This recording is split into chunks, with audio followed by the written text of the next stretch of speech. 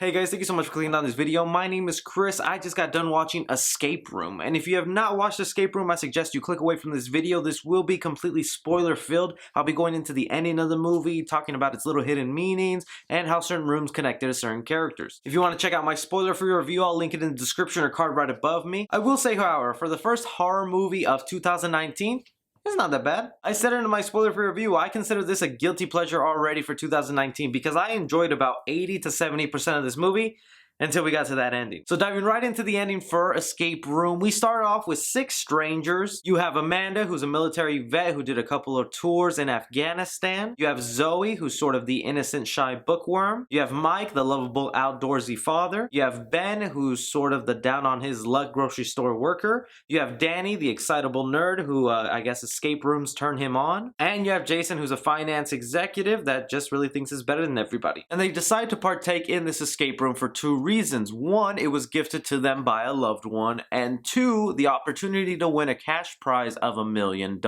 Each room is hidden with a little trauma or hint to their past that would psychologically mess with them and maybe affect their choices in each room. Now, some of the things that it's hinting towards for these characters is the sole combining factor of why they're in there. We see towards the end of the movie that none of their loved ones gifted this to them, that this was all being crafted by a powerful individual or a corporation. We get to see a black silhouette of someone who is controlling this company or these group of people to put them in this escape room. And the reason for this is to perform sort of a live stream or a show for rich individuals to gamble on who will survive these rooms. And from the sounds of the movie, they've done this several times with a bunch of different people, so it started to get boring, and now they carry a certain theme. The theme that we're following with these characters in the movie is that they're all sole survivors. One of the workers for this escape room company mentions that in past experiences it has been athletes, celebrities, and so on. They thought by choosing individuals who survived an event all by themselves maybe had to do with luck, and if that contributes to this escape room where you have to be a sole survivor. You have Zoe, who went through a plane crash that killed her family and left her to be the only child, which is also why we see an airplane on a coffee mug.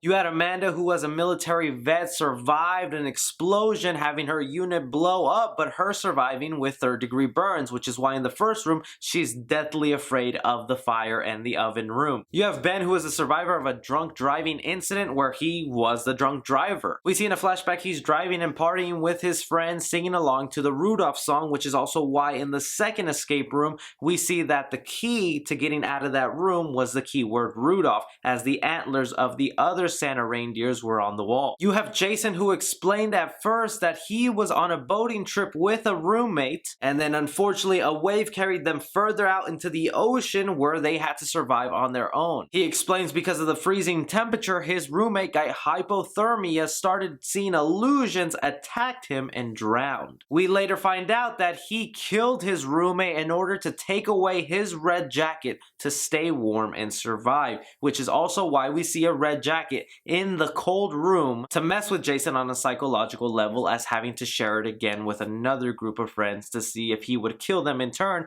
or share this time. Danny, who I thought actually was going to be an annoying character but turned out to be pretty fun, and I wish he survived longer in the movie. I'll go into detailing who survives and who dies. But he was a sole survivor of carbon monoxide poisoning. It turns out that someone left the car on in the garage of his house, filled up the house with the carbon monoxide, and he was the only one who survived. Danny is the first one to die in that cold room, falling into an ice hole and drowning. From there they move on to a room that's upside down and sort of bar-like, where the floor starts to disappear, and unfortunately Amanda dies Hans Gruber style there. Following next, a room that resembles a hospital. Jason, while convinced he knows the answer to getting out of this room, uses a defibrillator on Mike, unfortunately killing him and not being able to bring him back. But Zoe decides to stay behind instead, using the psychological torture that these rooms are reminding her of her past against the people creating this escape room. Because while that hospital-like room was being filled up with monoxide poisoning, which was most likely meant to psychologically torture Danny, but he didn't make it this far into the escape room, she remembers on the plane gas mask came out and uses that same thinking to look for a gas mask in the ceiling of this room. Pausing on what she does there, the room that Jason and Ben went into is more of a trippy LSD vibe. They are each poisons with a substance that gives them a weird trip, and was honestly just just the biggest downfall and weirdest part of this movie. However, their goal in this room is to find the antidote, and well, Ben survives out beating Jason, leading him to the room that you saw at the very beginning of this movie, surviving by hiding in the chimney spot that doesn't completely close in on him. And it is here where Ben is told that no one is meant to survive these escape rooms, that everyone dies at the end and there is no cash prize, so as to never speak of these escape rooms to authorities or other individuals. And that's when Zoe is revealed to have survived, saves Ben, and they escape the escape room. And then, you know, from there they go to the hospital, they get their thoughts together, they contact the police, they go back to the place, and everything is gone. And honestly, the movie should have ended right there as soon as it cut to black with the police going, "This girl is crazy, let's get out of here, guys." I actually would have been fine with that, but they decided to add this little post-credit scene that was not even a post-credit, that was part of the ending of this movie, and which we cut to a few months later where it's Ben and Zoe, and it seems they are dating now,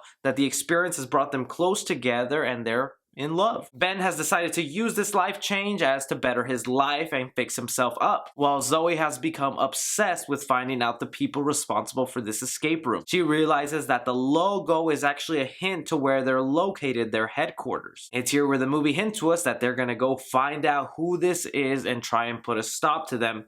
Just the two of them. And again, movie should have probably ended right there, but no, we get another little scene of them preparing the escape room for Ben and Zoe to go on when they take their trip to New York. The plane that they're gonna go on is most likely gonna have this escape room that was being set up for them. And look, I think that was pretty cool that I was like, okay, that these people wanted them to find them. They wanted to get this headquarters. They want these people to show up. But in the end, you have to realize that they mean to kill them in the end no matter what. So they can make these rooms impossible to solve. The guy even said it himself, 5% chance of survival. Well, they have to have some chance. I mean, why does that matter if in the end your ultimate goal is to kill them? That just kind of takes the fun out of it. I was hoping the ending wouldn't be as cliched of there's a mastermind company behind all this and they're watching you at all times. I thought maybe the end was that they're going to be recruited into some sort of initiative, not like a CIA or FBI thing, just like a hidden society that they are forced to be a part of now because they just have that level of intelligence from surviving the escape room. But look, I just love these kinds of movies. Saw has always been my thing as a kid, and this was the closest thing to feeling like it. I really love the environment of the rooms, how it was set up, and even though this movie was not that great, they built the characters enough that I cared when each one of them died. So look, if they go on to make a sequel, which is what they're definitely hinting towards with that ending,